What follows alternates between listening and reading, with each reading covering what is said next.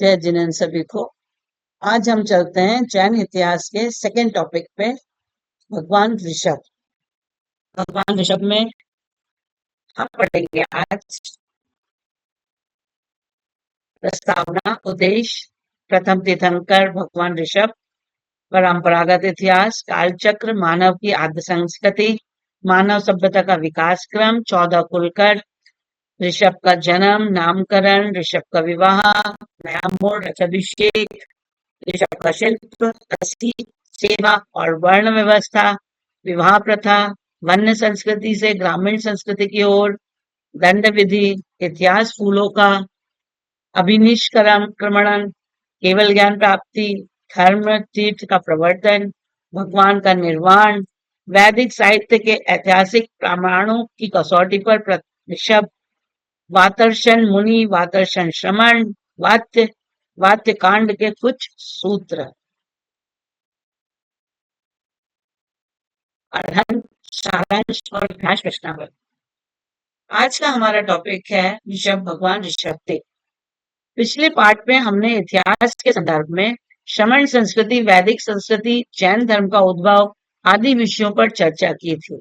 इस पाठ में जैन परंपराओं के मान्य 24 तीर्थंकरों की परंपरा के संदर्भ में प्रथम 22वें तीर्थंकर, 23वें तीर्थंकर भगवान ऋषभ, अरिष्टनेमी और पार्श्वनाथ का इतिवृत्त दिया जा रहा है और साथ ही ऐतिहासिकता के संदर्भ में भी उनके जीवन पर प्रकाश डाला जा रहा है। उद्देश्य, इसके अध्ययन से ऋषभ देव के जीवन दर्शन के संदर्भ में ज्ञान संवर्धन होगा। ऋषभ हमारे प्रथम तीर्थंकर ऋषभ, परंपरागत इतिहास। तीर्थंकर ऋषभ के जीवन वृत्त को भली भांति जानने के लिए हमें प्रागैतिहासिक काल में झांकना होगा। जैन परंपरा के कालचक्र, यौगिक, कुलकर आदि अवधारणाओं के संदर्भ में हम भगवान ऋषभ के संपूर्ण जीवन की मीमांसा करते हैं। इन अवधारणाओं के विषय में कुछ चर्चा हम पिछले पाठ में कर चुके हैं तथा कुछ चर्चा यहाँ करेंगे। चक्र, प्रकृति में नए नए परिवर्तन होते रहते हैं। इन परिवर्तनों को लेकर ही यह सृष्टि चल रही है। इसका न कभी सर्वदा विनाश होता है और न कभी उत्पत्ति होती है। सत्कांशिक विनाश होता रहता है और उत्पाद होता रहता है। सृष्टि इस विनाश का उत्पाद के चक्र में अपने मूल तत्वों को सुरक्षित रखती है। काल चक्र का भी सदा इसी प्रकार घूमता रहता है। निरंतर घूमते रहने वाले चक्र में आदि और अंत संभव ही भी नहीं है। काल तो अविभाज्य है, अखंड है, किंतु व्यवहार की सुविधा के लिए हम काल का विभाग कर लेते हैं। जैन धर्म में व्यवहार की सुविधा के लिए काल को 2 भागों में विभाजित किया गया है। उनके नाम है अवसर्पिणी काल और उत्सर्पिणी काल। इनमें प्रत्येक के 6 विभाग हैं और किए गए हैं। सुषमा सुषमा, सुषमा दुखमा, दुखमा सुषमा, दुखमा और दुखमा दुखमा। काल के ये 12 अर्थ हैं। इन 12 अरों का एक पूरा चक्र कल्प कहलाता है। ये जो है ना, इसमें सुखमा मतलब इसमें सुख रहेगा उस काल में, फिर सुख थोड़ा कम हो जाएगा, सुख, फिर सुखमा दुखमा, थोड़ा सुख रहेगा थोड़ा दुख रहेगा, फिर दुखमा मतलब कुछ दुख आएगा कुछ सुख रहेगा, फिर दुखमा मतलब थोड़ा दुख ज्यादा बढ़ जाएगा, सुख गायब, जो अभी पंचम काल चल रहा है। इसके बाद आएगा दुखमा तो जहां दुख ही दुख होगा काफी, वो हो गया दुखमा। तो ये 12 काल है। इन 12 अरों का एक पूरा चक्र कहलाता है कल्प। प्रकृति कल्प के आधे भाग में निरंतर उत्कर्षशील बनी रहती है। इस काल में मनुष्य की आयु, अवगाहना, रुचि, स्वास्थ्य, रूप आदि सभी में उत्कर्ष होता रहता है। यह काल उत्सर्पिणी कहलाता है।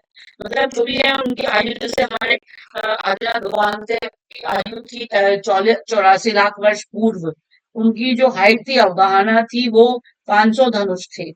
तो ऐसे ही बाहुबली भगवान की 525 धनुष थी। एक धनुष होता 4 हाथ का, तो 2000 फीट करीब करीब उनकी ऐसे हाइट थी। मतलब ये उत्कर्ष काल में, उत्सर्पिणी काल सब चीजें बढ़ती रहती हैं और अवसर्पिणी काल में सारी चीजें घटती जाती हैं। जैसे अभी जो चल रहा है श्रद्धा और सर्पणी काल है, तो सारी चीजें करती है हम लोग। जैसे अभी 5 फुट के रह गए हैं केवल, और आगे आगे जाके तो छठे काल में 1-1 फुट के रह जाएंगे। तो ये घटते घटते जा रहा है सब कुछ अभी। ठीक है। इसी प्रकार प्रकृति कल के आधे भाग में निरंतर उत्कर्षशील बनी रही है। इस काल में मनुष्य की आयु, अगावना, रुचि, स्वास्थ्य, रूप आदि सभी में उत्कर्ष होता है। यह काल उत्सर्पणी कहलाता है। जिस काल में आयु, अगाना, बुद्धि आदि में हीनता बढ़ती जाती है, वह अवसर्पणी काल कहलाता है। वर्तमान काल में अवसर्पणी काल है, और उसका भी दुखमा नाम का 5वां भाग चल रहा है। ये हमारा पंचम काल है, दुखमा वाला, जहाँ दुख के दुख काफी है। चारों ओर हमें दुख नजर आता है। कोई भी अपने आप को पूर्ण सुखी नहीं कहता। कोई बीमारी से दुखी है, तन से दुखी है, कोई मन से दुखी है, कोई धन से दुखी है, सब जगह अभी जो चल रहा है वो दुखमा काल चल रहा है, पंचम काल चल रहा है। हम व्यवहारिक सुविधा के लिए कल्प के प्रारंभिक काल को सृष्टि का आदिकाल और उस काल के मनुष्य को सृष्टि का आदि मानव कह लेते हैं। वस्तुतः तो न सृष्टि का कोई आदिकाल होता है और न कोई काल आदि मानव ही होता है। मानव की आद्य संस्कृति, आरंभ में मनुष्य अविकसित था। वह ज्ञान विज्ञान की विभिन्न शाखाओं में से अपरिचित था। उस काल में सामाजिक बोध भी नहीं था। इसीलिए भाई बहन को जो युगल युग में पैदा होते थे, आगे चलकर पति पत्नी के रूप में रहने लगते थे। ये भोग भूमि के बारे में बता रहे हैं। इस युगलिया काल कहा जाता था। ये जीवन निर्वाह के लिए कल्प वृक्षों पर निर्भर करते थे। उनकी भौतिक आवश्यकताएं 10 प्रकार की होती थी। इसीलिए उनकी पूर्ति करने वाले कल्पवृक्ष भी 10 प्रकार के होते थे। उनके नाम इस प्रकार थे। मृदंग, मृदंग मतलब जिसको मृदांग, फिर भृंग, फिर त्रुटितांग, दीपांग, ज्योतिरांग, चित्रांग, चित्ररस, मणियंग, गेहाकार, अनंग, ये सब अपने नाम के अनुसार ही कार्य करते थे। जैसे दीपांग सब जगह रोशनी करने के लिए, ज्योतिरांग सब जगह रोशनी देने के लिए, है ना। भोजनांग, भाजनांग, भोजनांग तो भोजन देता है। चित्रांग चित्र वगैरह का पूरा निर्माण कर देते हैं। तो ये सारी चीजें 10 प्रकार के कल्पवृक्ष होते थे। उनको बर्तन चाहिए तो बर्तन का, संगीतांग, मृदांग, सारी चीजें उनको मिल जाती थी। जो वो सोचते थे उस वृक्ष के नीचे जाकर उनकी वो इच्छाएं पूरी हो जाती थी। आधुनिक भाषा में हम उस युग को पाषाण युग कह सकते हैं। उस समय ग्राम, नगर, मकान, साम्राज्य आदि, राज आदि की कोई व्यवस्था नहीं थी। उनके सामने कोई समस्या भी नहीं थी। अतः युद्ध भी नहीं होते थे। मानव के मानसिक विकास का यह शैशव काल था। अतः उसमें न पाप की वासना आ पाई थी और न धर्म का विवेक। वह पाप और धर्म दोनों से निर्लिप्त था, फिर भी निर्विकार था। उनका जीवन सहज, संतोष, निर्विकार और शांति का जीवन था। उसकी आवश्यकताएं सीमित थी और आवश्यकता पूर्ति के साधन असीम थे। सुषमा सुषमा, सुषमा और सुषमा दुखमा, इन 3 कालों में मानव की स्थिति यही रही। मतलब ये पहले 3 भोग भूमि के काल थे। भोग भूमि थी जिसमें सुषमा सुषमा मतलब सुख ही सुख थे, अनंत सुख था उसमें। और सुकमा में थोड़ा कम सुख हो गया, फिर सुकमा दुखमा में थोड़ा सा दुख आने लग गया। तो ये पहले 3 भोग भूमि के काल कहते हैं इसे। और इसमें मानव के पास में काफी सुख था, है ना।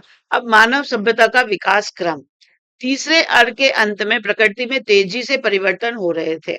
एकाकी रहने वाले मानव कबीलों के रूप में रहने को बाध्य हो गया। कल्प वृक्षों को लेकर कभी कभी कबीलों में यह युद्ध और संघर्ष होने लगा। उस काल में मानव के मानसिक विकास के भी लक्षण दिखाई देने लगे। आत्मरक्षा की भी एक समस्या उनके सामने आने लगी। फिर 14 कुलकर हुए। ये हम कहते हैं ना, उनके पास कल्पवृक्ष थे और सब कुछ उनको मिल जाते थे। तो हर एक को हर चीज नहीं मिलती। जिसका जितना पुण्य होता था उसको उसके हिसाब से उतनी सामग्री मिलती थी। ऐसे जो पुण्यहीन है वो कहे मुझे इतना सोना चांदी मिला है, तो उसे नहीं मिलेगा। जितना उसका पुण्य होगा उतनी ही चीज उसको वो कल्पवृक्ष से प्राप्त होती थी। अब आते हैं 14 कुलकर के लिए। 14 कुलकर, आवश्यकता अनुसंधान की जननी होती है। ये अनुसंधान करने वाले वैज्ञानिक उस काल की भाषा में मनु या कुलकर कहलाते थे। उस युग के इन वैज्ञानिकों ने 14 कुलकर सर्वाधिक प्रसिद्ध हुए। आत्मरक्षा के लिए उन्होंने वृक्षों को और बांसों की लाठियां बनाना, पाषाणों को नुकीले करके अथवा नुकीले पाषाणों से शस्त्र बनाना और उनको चलाना सिखाया। अब पारस्परिक संघर्ष बढ़ गए। कल्पवृक्ष कुछ कुछ कम पड़ने लगे तो मानव को में वृक्षों को लेकर अधिकार भावना का उदय हुआ। तब समाज के प्रमुख पुरुष कुलकर ने सबके लिए सीमा निर्धारित कर दी। अर्थात इतने क्षेत्र के कल्पवृक्षों पर अमुक के कबीले का अधिकार, इस नियम पर अतिक्रमण करने पर भी दंड निर्धारित कर दिया। यद्यपि दंड का रूप अत्यंत सरल था। नियम भंग करने वाले पर प्रथम बार हाँ कहा जाता था, दूसरी बार अपराध करने पर माँ कहकर प्रताड़ना दी जाते थे और तीसरी बार अपराध करने की पुनरावृत्ति करने पर धिक कहकर लज्जित किया जाता था। तब जैसे आज हम कहते हैं ना धिक्कार है, ऐसे धिक। यह उस काल का सबसे कठोर दंड समझा जाता था, लेकिन इससे भी विवाद नहीं रुक पाए।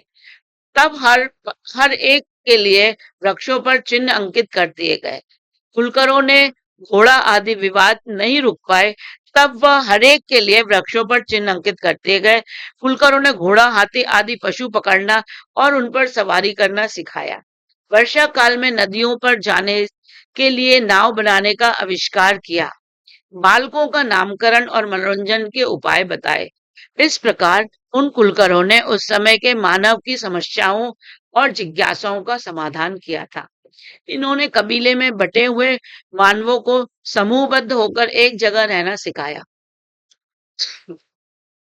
मानव समाज का अभ्युदय हुआ। इन कुलकरों के नाम इस प्रकार थे: स्मृति, प्रतिश्रुति, श्रीमंकर, श्रीमंधर, खेमंकर, खेमंधर, विमल वाहन, चतुष्मान, यक्षवान, अभिचंद्र, चंद्रप्रभ, प्रसेनजित, मरुदेव और नाभि। जो नाभि राय थे वो 14वें कुलकर थे, जो आदिनाथ भगवान के पिता थे। अंतिम कुलकर नाभि राय के काल में प्रकृति में अद्भुत परिवर्तन होने लगे। कल्पवृक्ष प्राय समाप्त थे। सुखद वर्षा होने लगी। जिस पृथ्वी पर नाना प्रकार की वनस्पतियां, फल वाले वृक्ष, अन्न के पौधे और गन्ने उगने लगे। कुछ ही समय बाद चारों ओर फैले वाले वृक्ष आदि दिखाई देने लगे। प्रजा के समक्ष उदरपूर्ति की समस्या थी।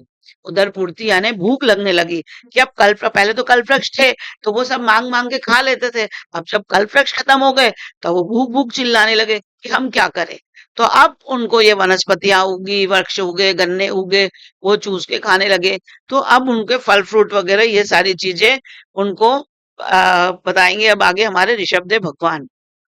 तो नाभि राय ने जो ये सॉरी हाँ प्रजा के समक्ष उधर पूर्ति की समस्या थी। धान्य खड़े थे किंतु वह उनका उपयोग करना नहीं जानते थे। अनेक लोग नाभि राय के पास आए गए और उनसे जीवन उपयोग पूछने लगे। नाभि राय ने उन्हें आश्वस्त करते हुए बताया, तुम लोग चिंता मत करो। जो काम कल वृक्ष करते थे वही काम अब ये फल वाले वृक्ष और धान्य के पौधे करेंगे। उन्होंने उपयोग करना सिखा दिया और फिर उन्होंने वो जो खेत बन गए थे, जो अनाज उग गया था, उसका उपयोग करना उन्होंने सिखाया। अब ऋषभदेव भगवान का जन्म होता है।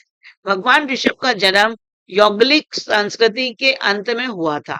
यौगलिक व्यवस्था उस समय छिन्न भिन्न हो रही थी, मतलब जब युगल होते थे ना भोग भूमि वाला, वो उसके बाद अब इनका जन्म हो रहा था। तो समुचित व्यवस्था होने वाला कोई नहीं था। कुलकर्णों ने जो व्यवस्था की थी वह कुछ समय के बाद प्रभाहीन व निस्तेज हो गई। नित्य नई उलझने बढ़ती जा रही थी। स्वयं नाभि कुलकर भी किसी तरह इस दायित्व पूर्ण पद से छुटकारा पाना चाहते थे। कोई कहीं कोई समाधान नजर नहीं आ रहा था। उस समय भगवान ऋषभ का जन्म हुआ। ऋषभ का जीव सर्वार्थ सिद्धि देवलोक से चय कर नाभि कुलकर की जीव संगनी मरुदेवी के पवित्र कुक्षी में अवतरित हुआ। उस रात्रि में माता मरुदेवी ने 14 महास्वप्न देखे। ये श्वेतंबर के हिसाब से और दिगंबर के हिसाब से 16 स्वप्न देखे। इस प्रकार वृषभ, हाथी, सिंह, लक्ष्मी, पुष्पमाला, चंद्र, सूर्य, महेंद्र ध्वज, कुंभ, पद्म सरोवर, क्षीर समुद्र, देव विमान, रत्न राशि, निर्धूम अग्नि, ये सारे उन्होंने स्वप्न देखे। माता मरुदेवी 16 स्वप्नों को देखकर हर्ष विभोर हो गए।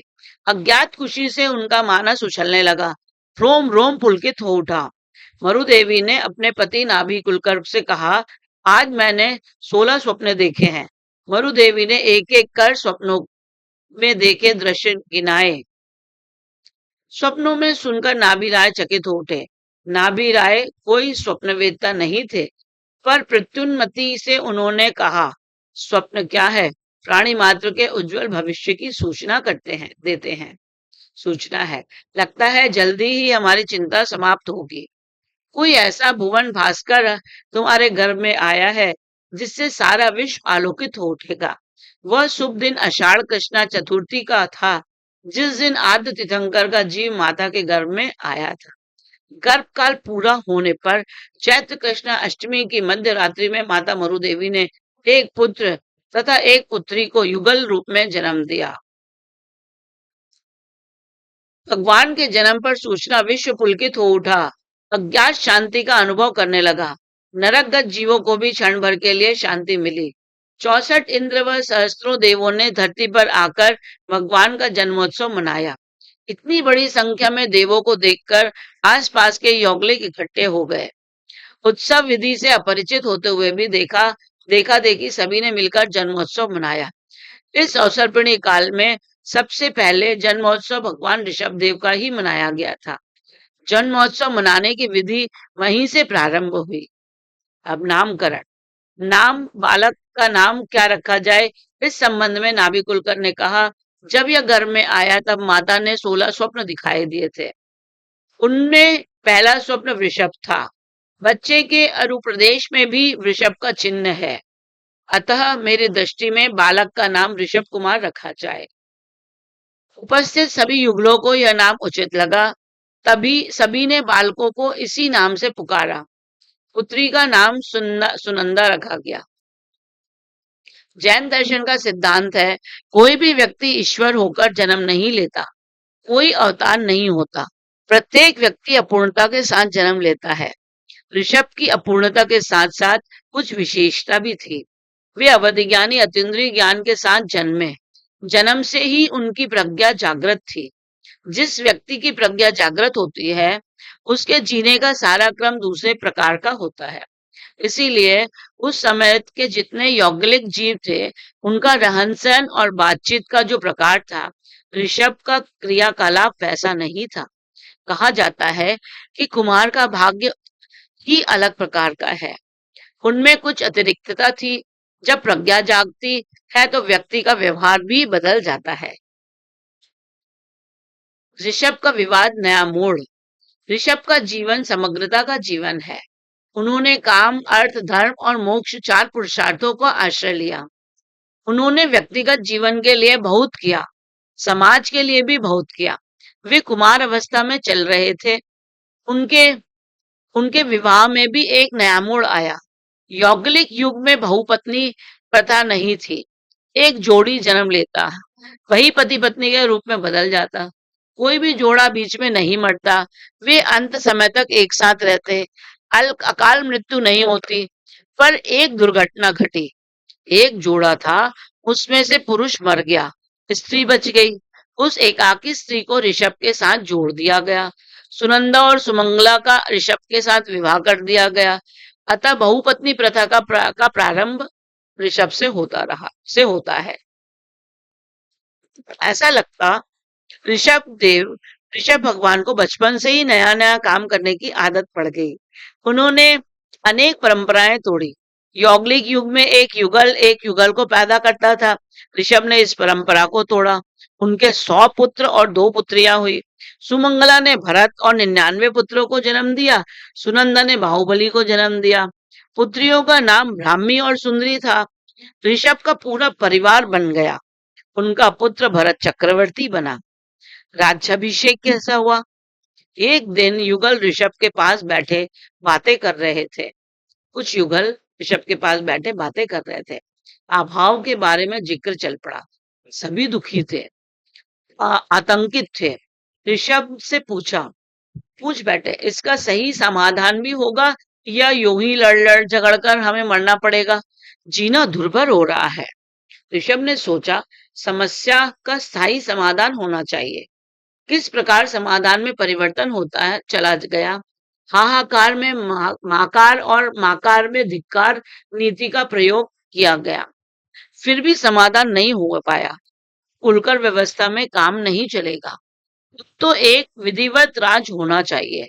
उसके अनुशासन से ही समस्या सुलझ सकती है। युगल मिलकर कुल नाभि के पास आए, उनसे राजा बनने की प्रार्थना की। नाभि ने कहा, तुम ऋषभ के पास ही जाओ, वही राजा बनेगा और तुम्हारी समस्याओं को सुलझाएगा। अब युगल अपनी कल्पना से ऋषभ के राज्याभिषेक की तैयारी करने लगे। कई तरह के फूलों से ऋषभ के शरीर को अलंकृत किया गया। ऋषभ को उच्च आसन पर बिठाकर पैरों में जलाभिषेक करने लगे। इंद्र ने भी अवधि दर्शन से यह दृश्य देखा तो गदगद हो उठा। तुरंत मृत्युलोक में आया और लोगों की विनय की प्रशंसा करते हुए उस स्थान का नाम उसने विनीता रखा। आगे चलकर वहीं पर विनीता नाम की नगरी बसी। जिस दिन ऋषभ के राजा बनने की घोषणा हुई, वह राजतंत्र के इतिहास का पहला क्षण था। उसी दिन राजतंत्र की घोषणा हुई और विधिवत समाज व्यवस्था को चलाने का सूत्रपात हुआ। राजतंत्र का उद्देश्य दंड शक्ति के द्वारा केवल अपराध का नियंत्रण नहीं, उसका उद्देश्य है मानवीय गुणों का विकास। वह राजतंत्रीय समाज अच्छा होता है जहां अर्थ और पदार्थ को न अभाव होता है और न प्रभाव। इन दो अंकुशों के आधार पर ऋषभ ने राजतंत्र को संभाला। ऋषभ ने बहुत सूक्ष्मता से समस्याओं को समझा, स्थिर मन से उनके समाधान सोचे। चलते हैं हम टॉपिक पर, ऋषभ और शिल्प। तो ऋषभ ने कहा, वृक्षों पर आश्रित रहने से अब जीवन नहीं चलेगा। कर्म करो, भोग का युग गया। यह कर्म का युग है, कर्म भूमि है, करो और भोगो। उन्होंने लोगों को खेती करना सिखाया। लोगों ने खेती करना प्रारंभ कर दिया। अनाज पैदा होने लगा। खाद्य पदार्थों की समस्या सुलझने लगी। ऋषभ ने कृषि के साथ साथ अन्य सभी आवश्यकताओं की पूर्ति के अन्य उपाय भी सिखाए। प्रत्येक कार्य की विधि उन्हें स्वयं ही सीखनी पड़ी। ऋषभ ने अपने ज्येष्ठ पुत्र भरत को 72 कलाएं सिखाई। कनिष्ठ पुत्र बाहुबली को प्राणी की लक्षण विद्या का उपदेश दिया। बड़ी पुत्री ब्राह्मी को 18 लिपियों और सुंदरी को गणित का अध्ययन कराया। धनुर्वेद, अर्थशास्त्र, चिकित्सा शास्त्र, क्रीड़ा विधि आदि आदि विधियों का प्रवर्तन कर लोगों को सुव्यवस्थित और सुसंस्कृत बना दिया। अग्नि की उत्पत्ति ने विकास का स्रोत खोल दिया। पात्र, औजार, वस्त्र, चित्र आदि शिल्पों का जन्म हुआ। अन्न पाक के लिए पात्र निर्माण आवश्यक हुआ। कृषि, गृह निर्माण आदि के लिए औजार आवश्यक थे। इसीलिए लोहकार शिल्प का आरंभ हुआ। सामाजिक जीवन ने वस्त्र शिल्प और गृह शिल्प को जन्म दिया। नख, केश आदि को काटने के लिए नापित शिल्प का प्रवर्तन हुआ। इन पांचों शिल्पों का प्रवर्तन अग्नि की उत्पत्ति के बाद हुआ। अब हम कहते हैं कि अभी कई साल पहले ही वहां पर कुछ नहीं था, लेकिन हमारे आदिनाथ भगवान तो करोड़ों वर्ष पूर्व में हुए और उनने ये सारी चीजें उस समय बता दी। बताइए आप, नख काटना, शिल्प करना, लोहे का काम है, सारी औजार बनाना, वस्त्र बनाना, चित्र बनाना, ये सारी चीजें 72 कलाएं, singing, dancing, everything he taught, यानी हर चीज आदिनाथ भगवान ने बताई। अब आप जानिए आदिनाथ भगवान हमारे करोड़ों वर्ष पूर्व हुए थे, है ना। तो अब देखिए, पदार्थों के विकास के साथ साथ उनके विनिमय की आवश्यकता अनुभूत हुई। उस समय ऋषभ ने व्यवसाय का प्रशिक्षण दिया। व्यवसाय करना भी उन्होंने सिखाया। ऋषिकार, व्यापारी और रक्षक वर्ग भी अग्नि की उत्पत्ति के बाद बने। कहा जा सकता है कि अग्नि ने कृषि के उपकरण, आयात निर्यात के साधन और अस्त्र शस्त्रों को जन्म में देव मानव के भाग्य को बदल दिया। पदार्थ बढ़े तब परिग्रह में ममता बढ़ी, संग्रह होने लगा, कौटुंबिक ममत्व भी बढ़ा। लोकेशना और धनेशना के भाव उठ जगे। तो ये सारी चीजें उस समय बढ़ने लगी।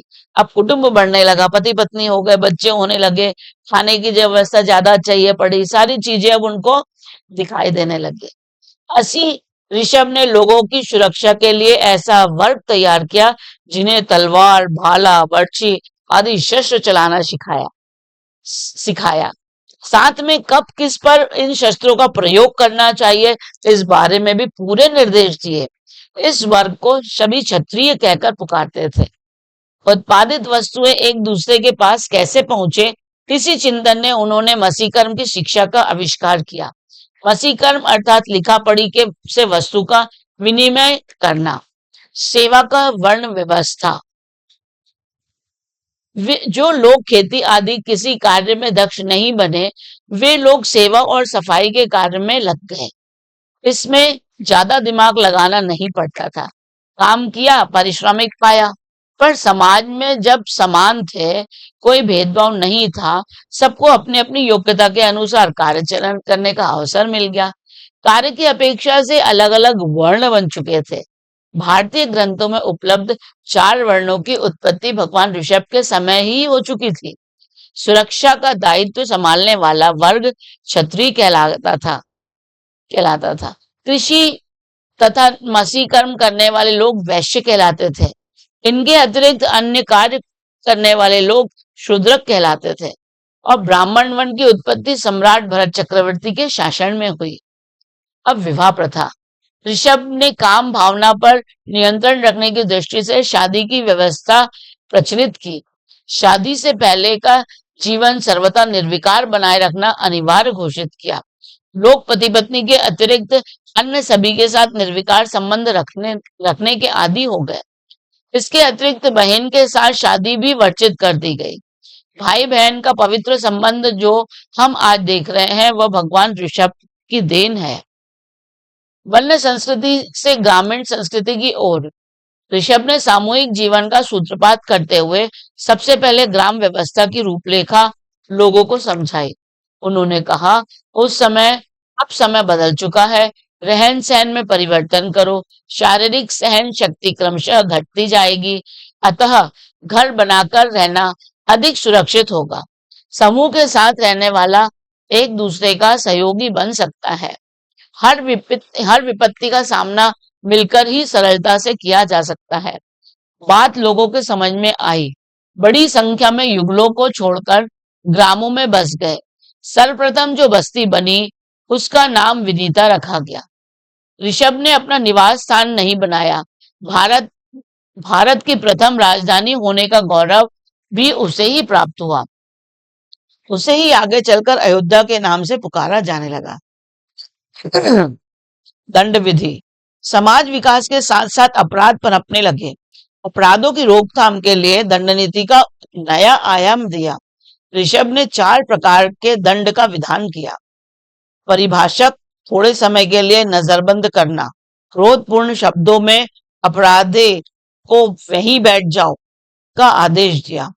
मंडली बंद। इस दंड में अपराधी से कहा, तुम इस सीमा से बाहर नहीं जाओगे। नजरबंद। बंधन का प्रयोग। इस दंड को पाने वाला व्यक्ति अपने घर से बाहर नहीं जा सकता था, अमुक स्थान से बाहर नहीं जा सकता था। दंड प्रहार। दंड प्रयोग। भयंकर अपराधी को डंडों से मारना, यह सबसे बड़ा दंड था। इतिहास फूलों का। ऋषभ की पुष्प वाटिका अत्यंत मनोहर थी। बसंत का मौसम था। वृक्ष फलों से लदे हुए थे। लताओं पर फूल खिले हुए थे। विविध प्रकार की क्रीड़ाएं हो रही थी। ऋषभ को वह अद्भुत क्रीड़ा प्रचलित सी लगी। उस पर ध्यान देते देते ऋषभ अतीत में चले गए। उन्होंने देखा, मैंने यह दृश्य स्वर्ग में अमुक स्थान पर देखा था। ऋषभ आत्ममंथन करने में लीन हो गए। पदार्थों की सारी स्थितियां उनके सामने प्रत्यक्ष हो गई। पदार्थ की स्थिति क्या है? पदार्थ क्या है? यह जगत क्या है? यह किससे बना है? यह किस प्रकार बनता है? ये फूल किस प्रकार विकसित होते हैं, खिलता है और किस प्रकार मुरझा जाता है? उनके मानस में यह संकल्प जाग उठा, मुझे त्याग का प्रवर्तन करना है। पुष्प वाटिका में ही इस संकल्प को मूर्त रूप देने का निश्चय ऋषभ राजमहल में आए। अभिनिष्क्रमण अर्थात दीक्षा। ऋषभ ने अपने भावना भरत एवं विनीता नगरी के नागरिकों के समक्ष रखी। भरत एवं विनीता नगरी के नागरिकों ने अनुरोध किया, आप हमें असहाय छोड़कर प्रस्थान न करें। लेकिन ऋषभ ने उनकी भावना को स्वीकार नहीं किया। ऋषभ ने पूरे भूमंडल को 100 हिस्से में विभक्त करते भरत को विनीता व 99 पुत्रों को अन्य क्षेत्रों को की संभाल कर भार सौंप दिया। सब प्रकार से पूर्णतः निर्वृत्त होकर वे 99 पुत्रों को अन्य क्षेत्रों का भार संभालकर सौंप दिया।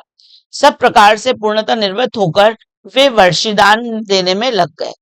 वर्षिदान से सब लोगों को मालूम हो गया कि अब बाबा घर छोड़कर जा रहे हैं।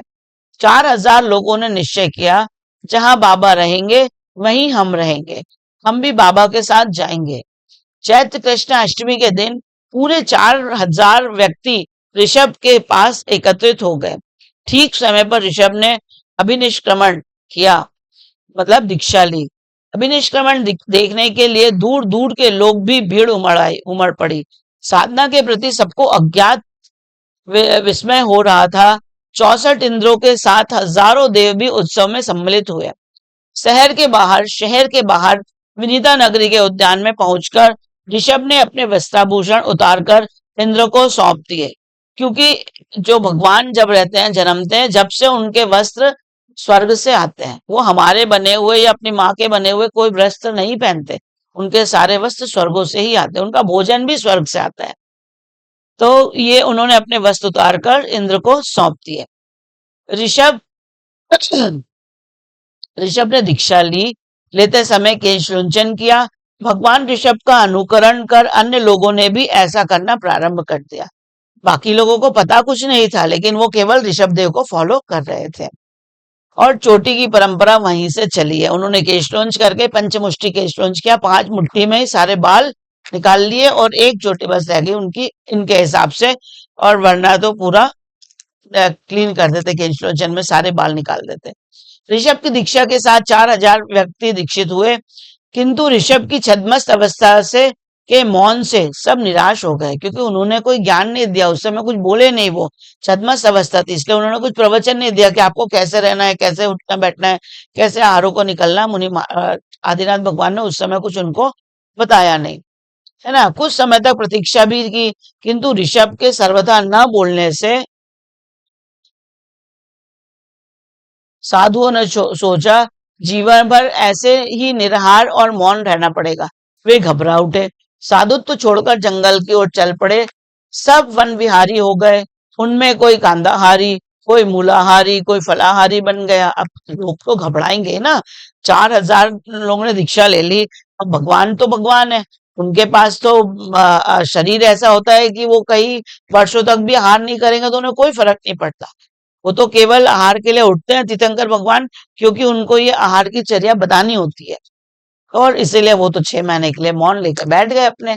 लेकिन जब ये बाकी के दूसरे लोग थे, उनके पास तो वो सेनन नहीं थी ना, उनकी वृद्ध सब नारद सेनन थे और बाकी लोगों की नहीं थी।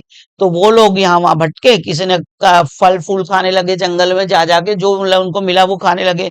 कुछ भी कपड़ा जंगलों से छाल ले लेकर लपेटने लगे, है ना। दीक्षा के साथ ही ऋषभ के पूर्वार्जित अंतराय कर्म का विपाकोदय हो गया था। लोग भिक्षा विधि से अपरिचित थे। ऋषभ के प्रति अपार श्रद्धा रखते हुए भी आहार पानी के लिए किसी ने नहीं कहा। सभी ने मूल्य आभूषण, हाथी, घोड़ा आदि के लिए आग्रह किया। शुद्ध आहार के अभाव से ऋषभ को बिना खाए पिए 12 महीने व्यतीत हो गए। और ये आहारों के ये उठे भी 6 महीने के बाद, लेकिन उनको कोई बोले हमारा आहार ले लो, कोई बोले हमारी बेटी ले लो, कोई बोले हमारे सोना चांदी ले लो, कोई हमारा घर ले लो, कोई हमारे पशु पक्षी ले लो। लेकिन भगवान की तो नौदा भक्ति से आहार होती है, लेकिन उनको नौदा भक्ति शुद्धता नहीं मिल रही थी, इसलिए वो पढ़क नहीं रहे थे, पढ़गान नहीं हुआ उनका। ऋषभ के पौत्र श्रेयांश कुमार को पिछली रात्रि में एक स्वप्न दिखाई दिया कि श्यामल बने हुए मेरुगिरी पर वो मेरे द्वारा दूध से सींचने पर वह पुनः कांतिमान बन गया। प्रातःकाल अपने महल के गवाक्ष में बैठा श्रेयांश कुमार स्वप्न के बारे में चिंतन कर रहा था। अचानक उसकी दृष्टि परदादा भगवान ऋषभ पर पड़ी। जाति स्मरण ज्ञान से श्रेयांश कुमार ने जाना कि प्रभु प्राशुक आहार की गवेषणा कर रहे हैं और लोग उनकी भिक्षा विधि से अनजान हैं। और वो श्रेयांश कुमार राजा थे। उन्होंने नौदा भक्ति से फिर आदिनाथ भगवान का प्लगान किया और उन्हें श्रेयांश राजा और सोम राजा दोनों भाई थे और उन्होंने फिर इक्षुरस का आहार कराया और वो तिथि अक्षय तृतीया के रूप में प्रचलित हुई। तत्काल श्रेयांश कुमार नीचे उतरे। ऋषभ के चरणों में उन्होंने विधिवत वंदना कर आहार के लिए प्रार्थना की। भगवान ने राजमहल में प्रवेश किया। श्रेयांश कुमार ने निवेदन किया, बनते इक्षुरस के 1,108 घड़े प्रासुक हैं, आप ग्रहण करें। ऋषभ ने वहां स्थिर होकर दोनों हथेलियों को सटाकर मुख से लगाकर राजकुमार श्रेयांश ने उल्लेखित भावना से इक्षुरस का दान दिया। इस प्रकार इक्षुरस से भगवान का पारणा हुआ। देवी ने पंचोदर प्रकट किए। पंचाचार की भगवान ने ऊपर से इंद्रदेव ने वर्षा की। भगवान का अहोदान की ध्वनि आकाश में गूंज उठी। दान की महिमा व विधि से लोग परिचित हुए। वह दिन वैशाख शुक्ला तृतीया का दिन था, अतः अक्षय तृतीया के नाम से जाना जाने लगा। अब केवल ज्ञान की प्राप्ति। 1000 वर्ष तक के ऋषि समय ने छद्मस्त में साधना की। आदिनाथ भगवान ने विचरते विचरते वे पुरिमतालपुर पधारे। वहां उद्यान में वट वृक्ष के नीचे तेले की तपस्या में फाल्गुन कृष्ण एकादशी के दिन प्रातःकाल प्रभु केवली बने। भगवान के केवल ज्ञान प्राप्ति महोत्सव पर 64 इंद्र एकत्रित हुए। देवताओं ने देवदुंदुभी की। लोगों को ज्ञात हुआ कि अब भगवान जीवन के आंतरिक समस्याओं का समाधान देंगे। अब धर्म तीर्थ का प्रवर्तन। देवों ने समूहशरण की रचना की। लोगों ने पहली बार भगवान के अध्यात्म के बारे में सुना। भगवान ने प्रथम प्रवचन में ही साधु साध्वी श्रावक तथा श्राविकाएं बन गई थी। चतुर्विध तीर्थ की स्थापना के बाद भगवान तीर्थंकर कहलाए। उनके धर्म परिवार में 84,000 श्रमणों का होना अद्भुत धर्म क्रांति का ही परिणाम था। भगवान का निर्वाण। भगवान ऋषभदेव अपने जीवन का अवसान निकट समझकर 10,000 साधुओं के साथ अष्टापद पर्वत पर चढ़े। वहां 6 दिनों के अनशन निराहार तप में अयोगी अवस्था में शेष आघाती कर्मों का क्षय कर पर्यंक आसन से परिनिर्वाण को प्राप्त हुए। भगवान के निर्वाण का दिन माघ कृष्णा त्रयोदशी था। वे सिद्ध बुद्ध परमात्मा बन गए। कैलाश पर्वत पर उनका निर्वाण स्थान होने से सिद्ध क्षेत्र और तीर्थ क्षेत्र हो गया कैलाश पर्वत। वैदिक साहित्य के ऐतिहासिक प्रमाणों की कसौटी पर ऋषभ के जीवन की जानकारी केवल जैन साहित्य एवं जैन परंपराओं में ही उपलब्ध नहीं है, अपितु वैदिक साहित्य में भी ऐसे उदाहरण मिल रहे हैं। श्रमण संस्कृति के संस्थापक प्रथम तीर्थंकर ऋषभ के रूप में उनकी पहचान व्यापक बन चुकी थी। वेदों, पुराण ग्रंथों, महाभारत आदि वैदिक साहित्य के साक्ष्य इतने स्पष्ट और ठोस हैं कि सहज ही उन उल्लेखों का संबंध ऋषभ के साथ जुड़ जाता है।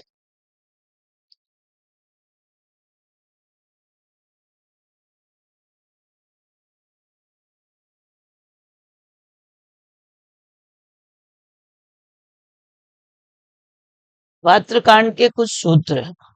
वह संवत्सर तक खड़ा रहा। उससे देवों ने पूछा, व्रत तू क्यों खड़ा है? मतलब भगवान 1 साल तक के खड़े थे ना। तो वह अनावृत्ता दिशा में चला, सोचा न लौटूंगा। अर्थात जिस दिशा में चलने वाले का आवर्तन लौटना नहीं होता है वह अनावृत्ता दिशा कहलाई जाती है। इससे उसने सोचा कि मैं अब न लौटूंगा। मुक्त पुरुष का ही प्रत्यावर्तन नहीं होता। तब जिस राजा के घर पर ऐसा विद्वान राजा व्रत अतिथि होकर आए, इस विद्वान के आगमन को अपने लिए कल्याणकारी माने। ऐसा करने से क्षेत्र तथा राष्ट्र के प्रति अपराध नहीं करता। यदि किसी घर ऐसा विद्वान अतिथि आ जाए, स्वयं उसके सामने जाकर खड़े कहे, व्रत आप कहाँ रहते हैं? व्रत मेरे घर के लोग आपको भोजन आदि से तृप्त करें, जैसा आपको प्रिय हो, जैसे आपकी इच्छा हो, जैसे आपकी अभिलाषा हो। वैसा ही हो, अर्थात हम लोग वैसा ही करें। महापुराण में बताया गया है, वे दीक्षित होने के बाद 1 वर्ष तक के तपस्या में स्थिर रहे। 1 वर्ष तक भोजन न करने पर भी शरीर में पुष्टि और दीप्ति को धारण कर रहे थे। मुनियों की चर्या का धारण करने वाले भगवान जिस जिस और कदम रखते थे, अर्थात जहां जहां जाते थे, वहीं वहीं वे लोग प्रसन्न होकर और संभ्रम होकर और उनके साथ आकर उन्हें प्रणाम करते थे। उनमें कितने ही लोग कहने लगते थे कि हे देव, प्रसन्न होइए और कहिए कि क्या काम है। कितने ही लोग भगवान से ऐसी प्रार्थना करते थे कि भगवान हम पर प्रसन्न होइए, हमें अनुग्रहित कीजिए। भगवान ऋषभ अंत में अपनर्वृत्ति स्थान को प्राप्त हुए, जहां जाने के पश्चात कोई लौटकर नहीं आता। यह बहुत संभव है कि व्रात कांड में भगवान ऋषभ का जीवन रूपक की भाषा में चित्रित है। ऋषभ के प्रति बहुत वैदिक श्रद्धावान थे और वे उन्हें देवादिदेव के रूप में मान्य करते थे। अरहन, वैदिक साहित्य में अरहन शब्द का प्रयोग बहुत स्पष्ट से ऋषभ का वाचक है। ऋग्वेद में भगवान के अनेक उल्लेख हैं, किंतु उनका अर्थ परिवर्तन कर देने के कारण वे विवादास्पद हो जाते हैं। अरहन शब्द श्रमण संस्कृति का बहुत प्रिय शब्द है। श्रमण लोग अपने तीर्थंकरों का वितराग आत्माओं का अरहन कहते हैं। जैन और बौद्ध साहित्य में अरहन शब्द का प्रयोग हजारों बार हुआ है। जैन लोग आर्हत नाम से भी प्रसिद्ध कर रहे हैं। ऋग्वेद में अरहन शब्द का प्रयोग श्रमण नेता के लिए ही हुआ है। अरहन विभर्षी साइकानी धनवारहन निशंकम यजतम विश्व रूपम अरहन निंदम दय से विश्व मभम न वा ओजियो रुद्र त्वदस्ति। आचार्य विनोबा भावे ने इसी मंत्र के एक वाक्य अरहनिंद दय से विश्व भवम को उद्गत उद्गत करते हुए लिखा है कि हे अरहन, तुम इस तुच्छ दुनिया पर दया करते हो। इसमें अरहन और दया दोनों जैनों में प्रिय शब्द है। मेरी तो मान्यता ही है कि जानना हिंदू धर्म प्राचीन है, शायद उतना ही जैन धर्म भी प्राचीन है। अरहन शब्द का प्रयोग वैदिक विद्वान भी श्रमणों के लिए करते हैं। हनुमन्नाटक में लिखा है, अरहन नित्य जैन शासनरता। ऋग्वेद के अरहन शब्द में से ये प्रमाणित होता है कि श्रमण संस्कृति ऋग्वेदिक काल से पूर्ववर्ती श्री जयचंद विद्यालंकार ने व्रात्यों को अरहतों का अनुयायी माना है। वैदिक में भिन्न मार्ग बुद्ध और महावीर से पहले ही भारतवर्ष में थे। अरहन लोग बुद्ध से और अनेक चैत्य भी बुद्ध से पहले थे। उन अरहतों और चैत्यों के अनुयायी व्रात्य कहलाते हैं, जिनका उल्लेख अर्थवेद में भी है।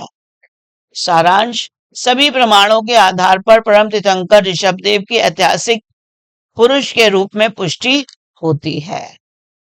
जय जिनेन्द्र सभी को।